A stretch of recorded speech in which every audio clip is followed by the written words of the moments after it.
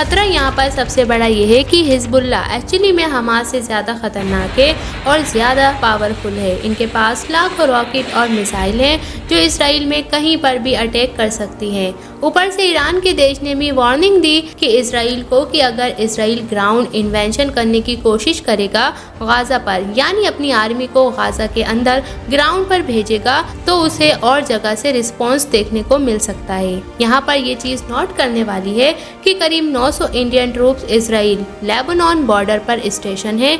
ये United nation की peace keeping force का एक हिस्सा है, United nation interim force in Lebanon. हमारे इंडियन ट्रूप्स वहाँ पर 1978 से रह रहे हैं और 15 अक्टूबर को अभी रिपोर्ट किया गया कि अगर रॉकेट शेल हैं साउथ एंड लेबनान में उस साइट के आसपास गिरी, हालांकि कोई कैजुअल्टी थैंक्सफुली नहीं रिपोर्ट की गई। ये सवाल अभी भी एक बहुत बड़ी मिस्ट्री है कि हमास 5000 से ज्यादा रॉकेट कैसे इकट्ठे कर पाया गाजा में और कैसे इसराइल को इसके बारे में बिल्कुल नहीं पता चला। इजिप्ट ने ऑलरेडी वार्निंग दी थी इसराइल को कि ये हमला होने वाला है। बाद में पता चला कि अमेरिका को भी इसके बारे में इंफॉर्मेशन थी और उन्होंने भी वार्निंग दी थी इसराइल को।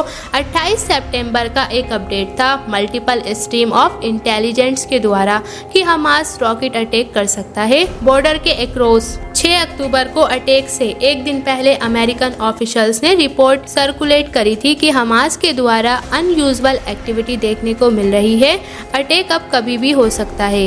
वॉशिंगटन डीसी में मौजूद एक मिडिल ईस्टर्न डिप्लोमेट ने CNN को बताया कैसे उनकी सरकार रिपीटेडली वार्न कर रही थी व्हाइट हाउस और US इंटेलिजेंस ऑफिशियल्स को कि हमास के हथियारों का एक बिल्डअप देखने को मिल रहा है। इन्होंने ये भी कहा था कि ये हथियार इतने ज्यादा हैं गाजा में उनके पास कि ये बियॉन्ड एनीबॉडीज इमेजिनेशन है। तो जाहिर सी बात है, सवाल यहाँ पर ये उठता है, क्या इजराइल की सरकार को इस हमले के बारे में पहले से मालूम था और फिर भी उन्होंने कुछ नहीं किया? यहाँ पर इजराइल की इंटरनल पॉलिटिक्स पर भी एक नजर डालो। पिछले कुछ सालों से इजराइल की पॉलिटिक्स काफी अनस्टेबल रही है। बहुत सी इलेक्शन हुई हैं और अभी के जो करंट प्राइम मिनिस्टर हैं बेंजामिन नेतन्याहू, उन पर फ्रॉड का चार्ज लगा है, ब्रीच ऑफ ट्रस्ट का चार्ज लगा है और 3 अलग अलग स्कैंडल में रिश्वत लेने का चार्ज लगा है। एलिगेशन है कि बड़े बड़े बिलियनर्स ने इन्हें पैसे दिए हैं। ये इस चीज को डिनाई करते हैं, लेकिन करप्शन ट्रायल चलने लग रहा है नेतन्याहू के खिलाफ, जिसमें केस 1000, केस 2000 और केस 4000 है। ये ट्रायल्स पेंडिंग है।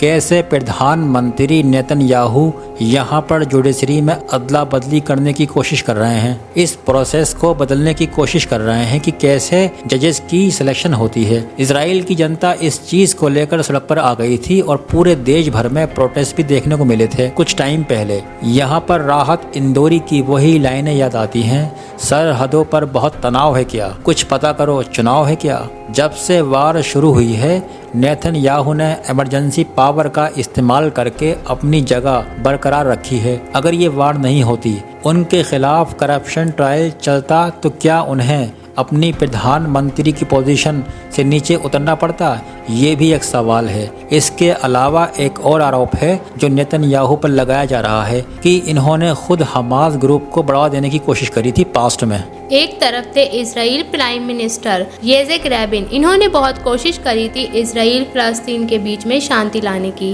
पीस प्रोसेस ऑलमोस्ट खत्म हो चुका था कि किसी कट्टरवादी ने इन्हें गोली मार दी। दूसरी तरफ नेतन्याहू ने क्या किया? ये एक राइट विंग सरकार चलाते हैं चेस्ट थम्पिंग अप्रोच का यूज करके।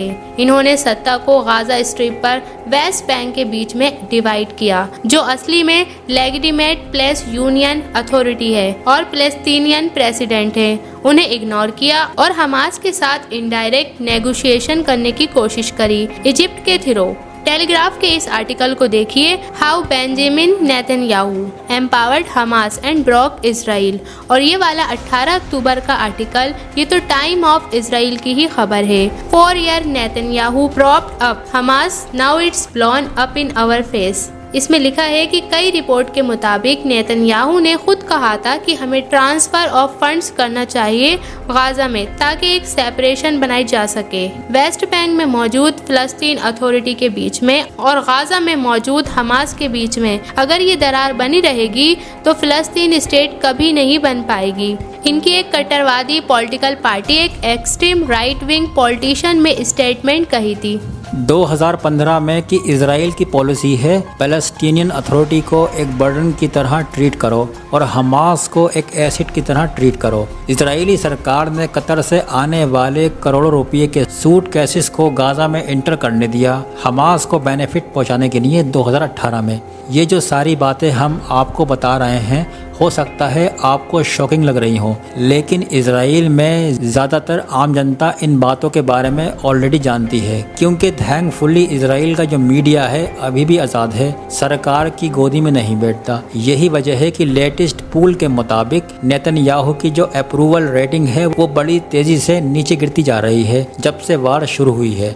एक रिसेंट पोल किया गया था, उसके मुताबिक सिर्फ 29% लोग अब नेतन्याहू को सपोर्ट करते हैं। ये एक ऑल टाइम लो रीच कर चुका है। इजराइल में खुद अब प्रोटेस्ट देखने को मिल रहे हैं इनकी सरकार के खिलाफ। लोग अपना गुस्सा नेतन्याहू पर निकाल रहे हैं, प्ले कार्ड्स हाथ में लिए, Bibi you have blood in your hands, go to jail Bibi. एक और इंसिडेंट में गुस्से से भरे लोगों ने इजराइल कैबिनेट मिनिस्टर के ऊपर चिल्लाया हॉस्पिटल के बाहर, और मिनिस्टर को वापस मुड़ के जाना पड़ता है। עכשיו זה תורנו, אנחנו עכשיו נשאר פה, אנחנו נעזור, ימין, שמאל, עם מאוחד, בלעדיכם, אתם אחת. उस इंसान ने कहा अब हमारा समय आ गया है कंट्रोल लेने का, हमारा यानी इजरायली सिविलियंस का। इसलिए हम कहते हैं कभी भी किसी सरकार, संगठन या ग्रुप की अनभक्ति में मत गिरा करो, हमेशा इंसानियत की साइड लो। अगर आपको हमारी इन्फॉर्मेशन पसंद आई हो तो वीडियो को लाइक, शेयर एंड सब्सक्राइब करना ना भूलें। और ऐसे ही ज़बरदस्त इंटरेस्टिंग नॉलेज के लिए बने रहिए हमारे YouTube channel AK knowledge year पर। तब तक के लिए टेक केयर।